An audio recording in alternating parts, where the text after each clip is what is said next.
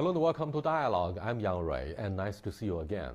4 years ago, Professor Justin Yifu Lin became the chief economist and senior vice president of the World Bank. He was the first economist from a developing country to take the post. Last June, Professor Lin retired from the World Bank and returned to Peking University, China. Recently, he wowed those who follow his views with the prediction that China has the potential to maintain an annual economic growth rate of around 8% for the next 20 years. We are very pleased to interview Professor Yifu Lin in Peking University during the Beijing Forum. But before we start the interview, let's look at this.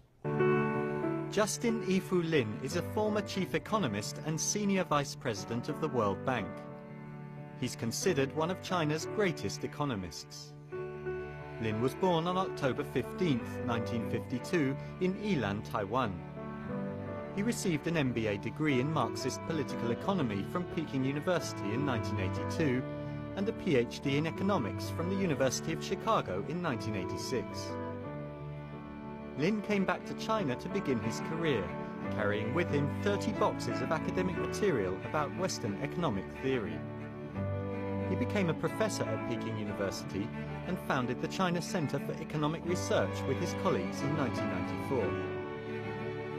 In 2008, Lin was named chief economist and senior vice president of the World Bank, becoming the first person from a developing country to take the post. During his 4-year term, Lin played a key role in shaping the institution's research agenda. With his wealth of educational and professional experience, Professor Lin has published several popular books, sharing his views on the world economy, the financial crisis, and many other economic issues. Welcome to Dialogue, sir. The competitive edge of the Chinese economy is increasingly questioned given the mounting pressure of China's economic deterioration. Look at the latest figure in September. Therefore, people begin to take a second look at the uniqueness of the Chinese economic governance when they say back in 1997, when the first financial crisis took place in East Asia, China was able to survive and refused to let RMB devalue, and we were praised. But now, the financial meltdown has produced a negative, enormous negative impact upon the real economy in China. Therefore, given the shrinking order from the external markets, China's trade declined sharply. If you put these factors together, people have good reasons to question the leadership role of the Chinese government in navigating its own course. What do you think of the criticism here? I think that, well, it is a fact. The growth rate in China declined in the last 7 seasons since the beginning of 2011. It's a fact. But we need to understand how come the growth rate in China slowed down. And I think there are 2 main reasons. The first reason, as you mentioned, the global economy is still very sluggish. And the Eurozone, they have second dips. They have a negative growth rate this year. And we know that Europe is the largest export market for China. And so China's export growth declines. And secondly, China started the counter-cyclical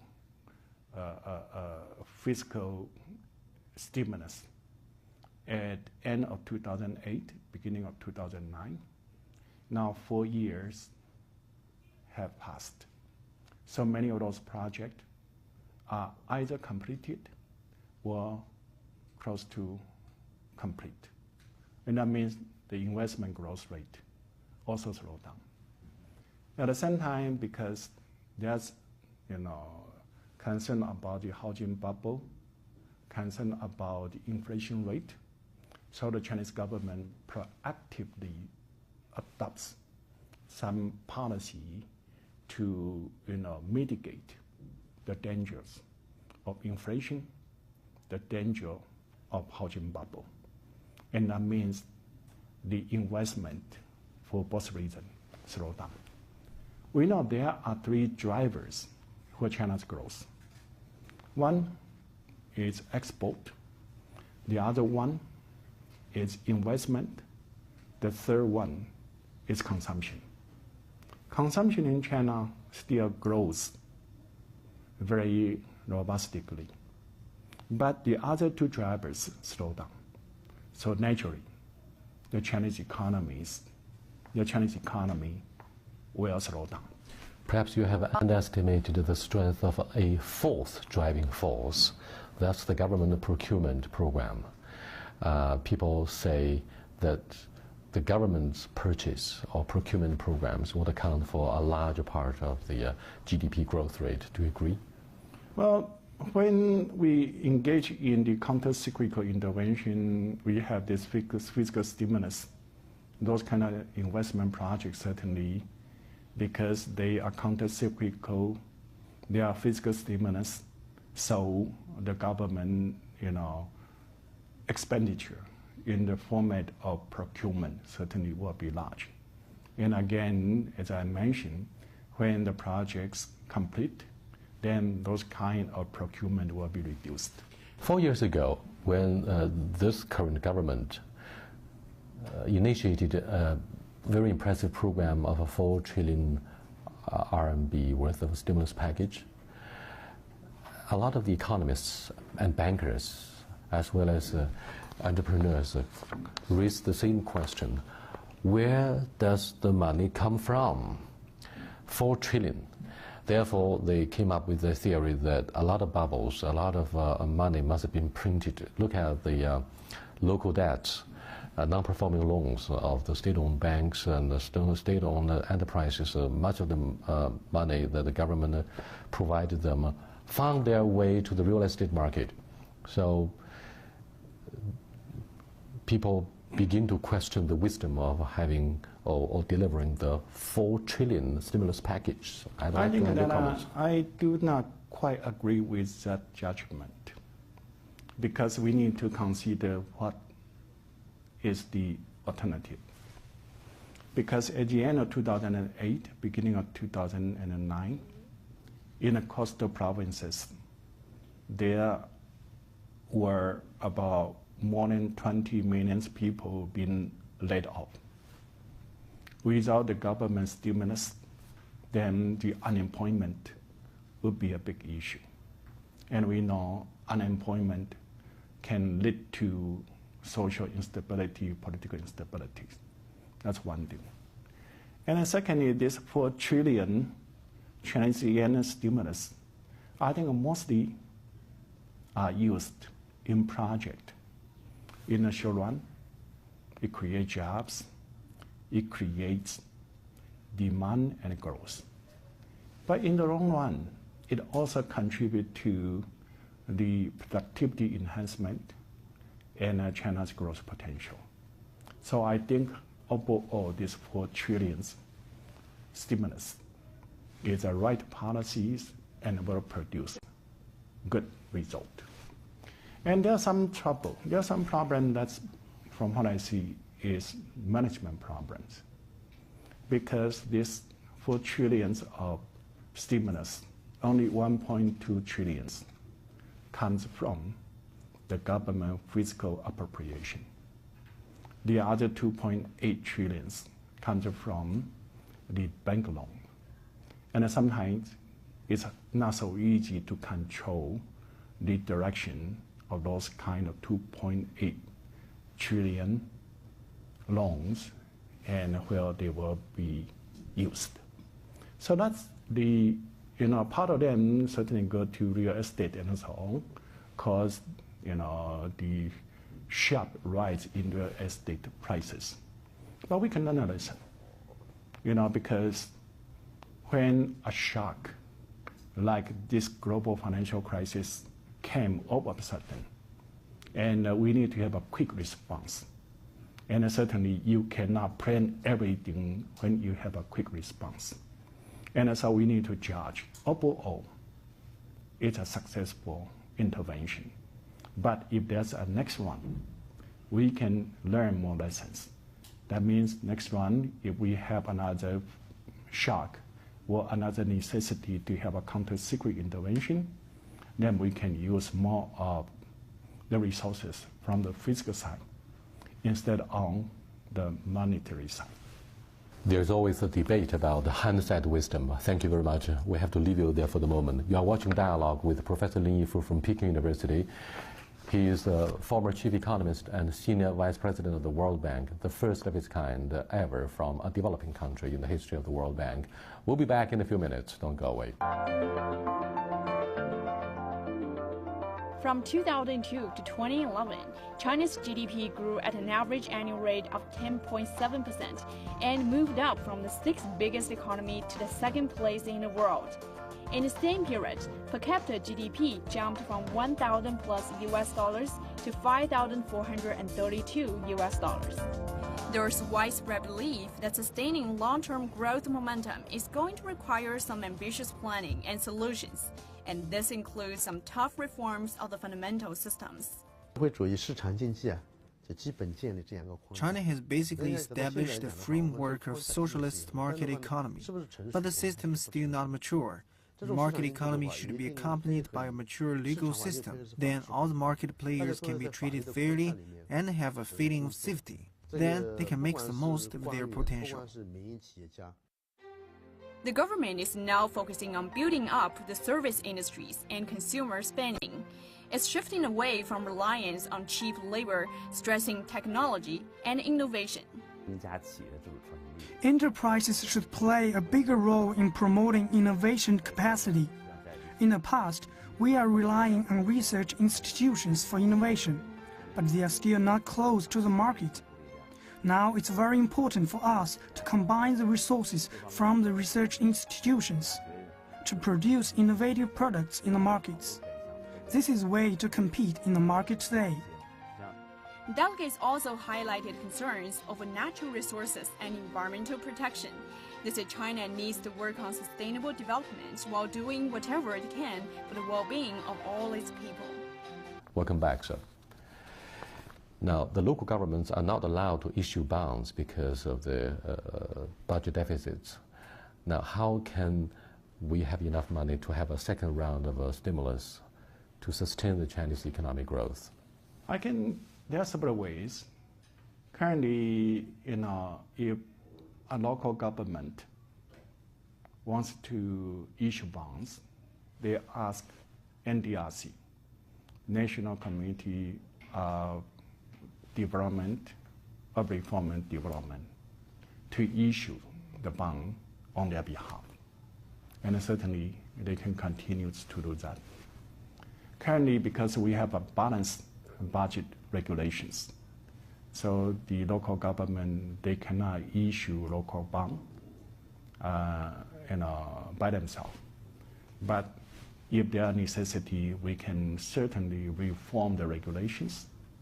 But to make local government responsible for their deficit, we also need to enhance the local People's Congress, their role on the supervision of the government. So certainly I think that China as a developing country, we need to continue to improve our institution and our policies.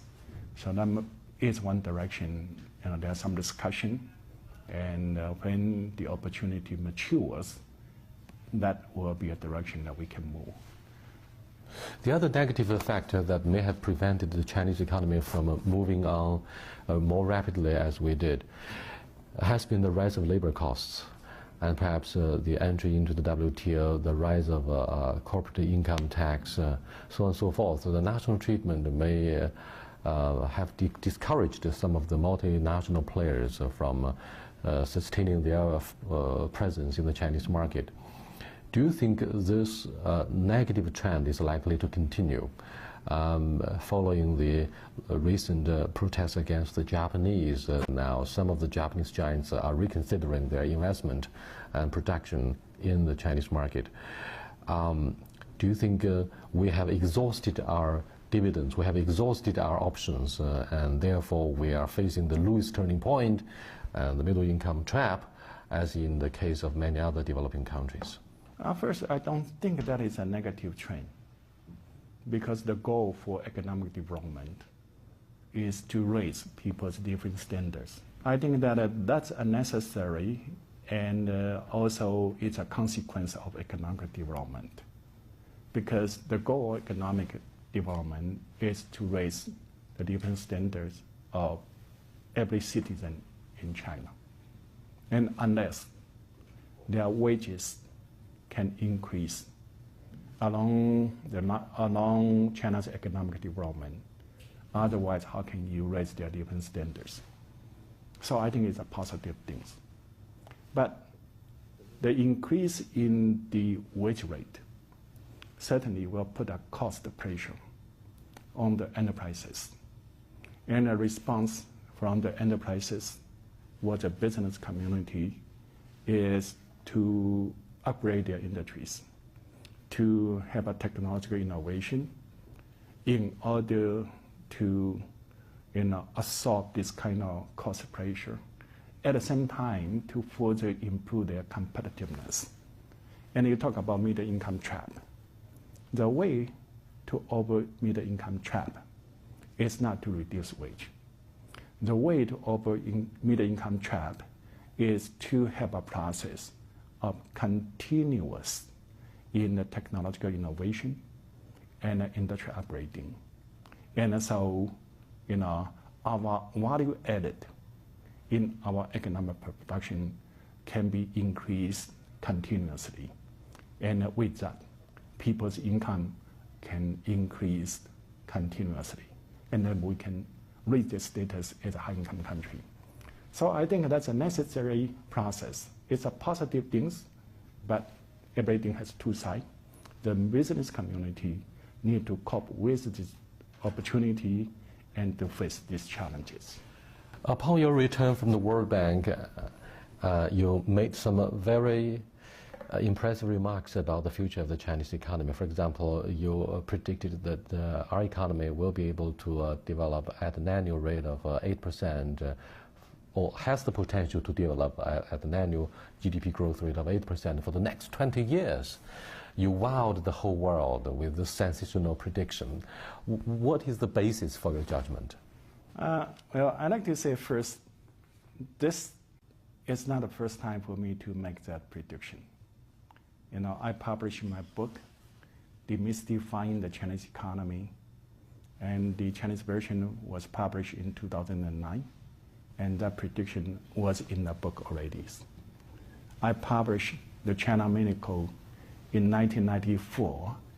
The prediction was in the China Miracle in the 1994 already. And the reason why I have the confidence to make that prediction about the Chinese economies has the potential to maintain another year's 8% growth rate on the basis of 32 years of 9.9% growth rate. Mm-hmm. It was exactly in response to your question about the middle income trap. The way for a country to have a continuous income growth is on the basis of continuous technological innovation and industrial upgrading. And this is the drivers of economic growth. It's the same for the high-income country and for the middle-income country or for the low-income countries.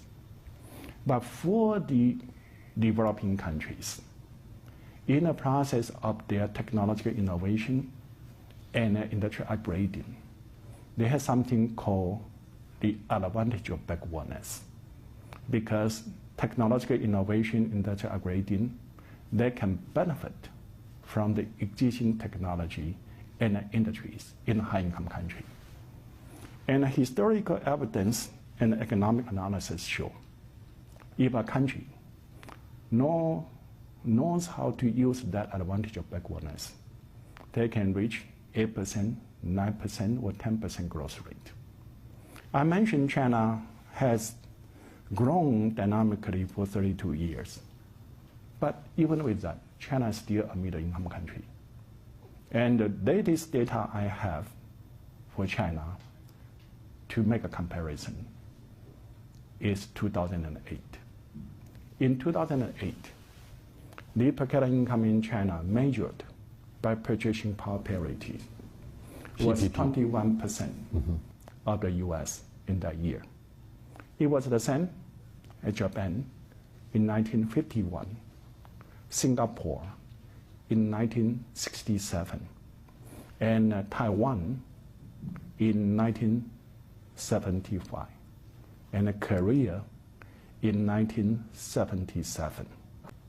And these East Asian economies, by tapping into the potential advantage of backwardness in their economic development, Japan maintained 20 years of average 9.2% annual growth rate. Until the one-decade recession following the Plaza Accord. And that's from 1951 to 1971. Plaza Accord was in 1985. Okay, and Singapore was, grew at 8.6% continuously for 20 years, from 67 to 87. And Taiwan, 20 years of average 8.3% growth rate, from 75 to 95.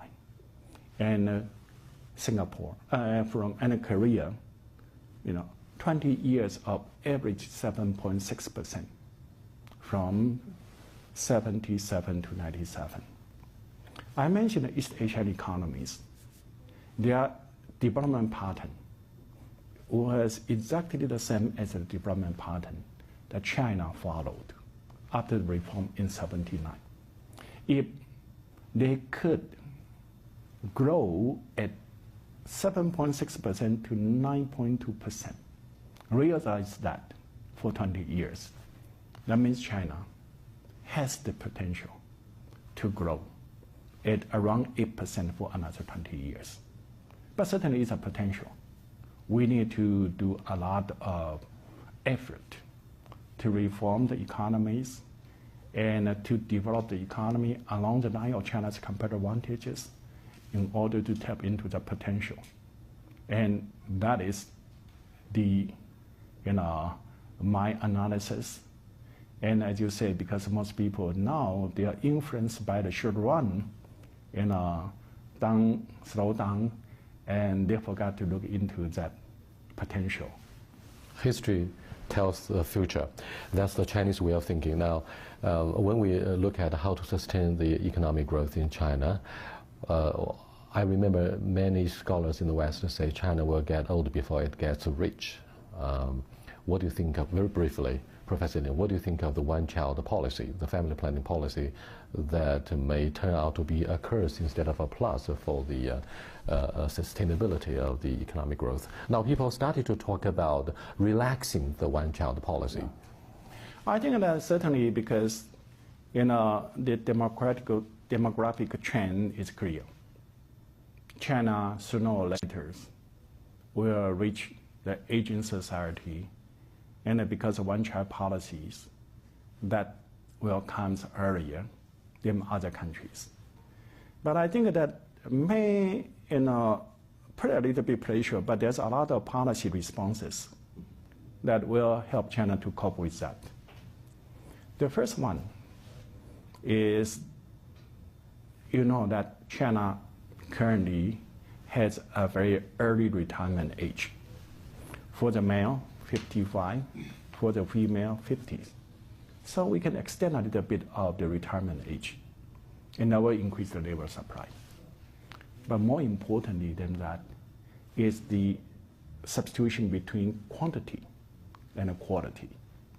And what's really important is not so much of the quantity of labor force. More important is the quality of the labor force. It's a matter of productivity. Yeah, and in anticipation that the supply of the labor force, its growth rate may slow down, and China can put more emphasis on education, on enhancing the quality of labor force by education, by training, and I think that will overcome the reduction in the quantities of the labor force.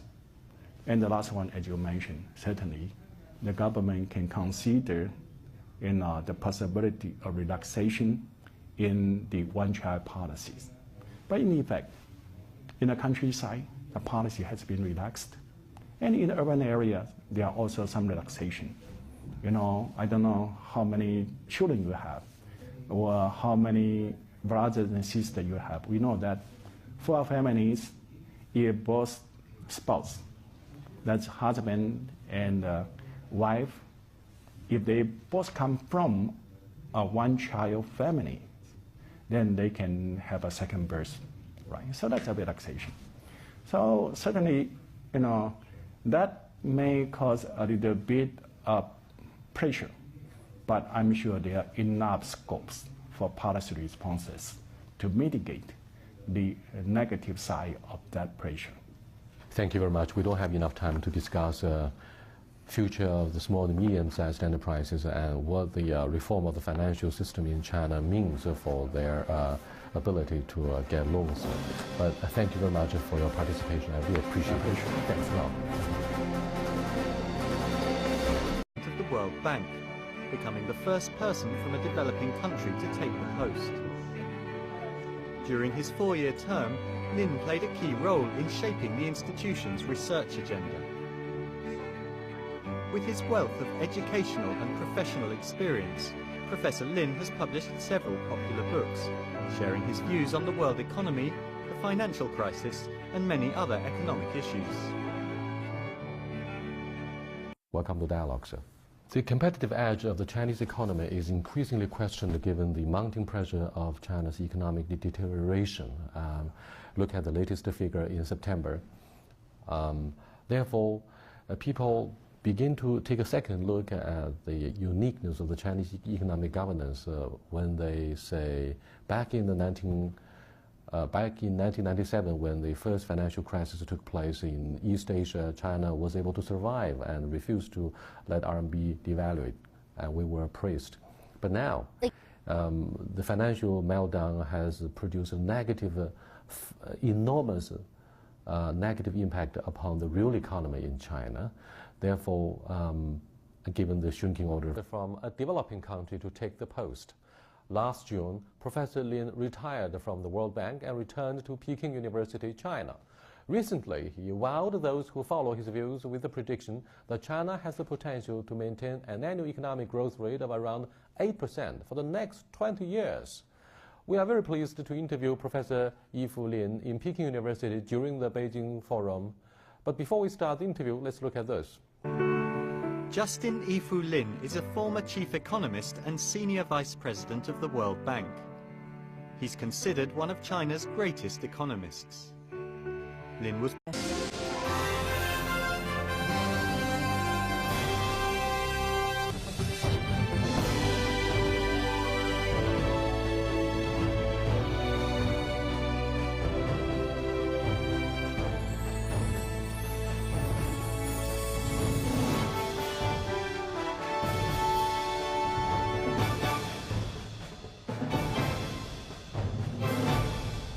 Hello and welcome to Dialogue. I'm Yang Rui, and nice to see you again. 4 years ago, Professor Justin Yifu Lin became the chief economist and senior vice president of the World Bank. He was the first economist born on October 15, 1952, in Yilan, Taiwan. He received an MBA degree in Marxist political economy from Peking University in 1982 and a PhD in economics from the University of Chicago in 1986. Lin came back to China to begin his career, carrying with him 30 boxes of academic material about Western economic theory. He became a professor at Peking University and founded the China Center for Economic Research with his colleagues in 1994. In 2008, Lin was named chief economist and senior vice president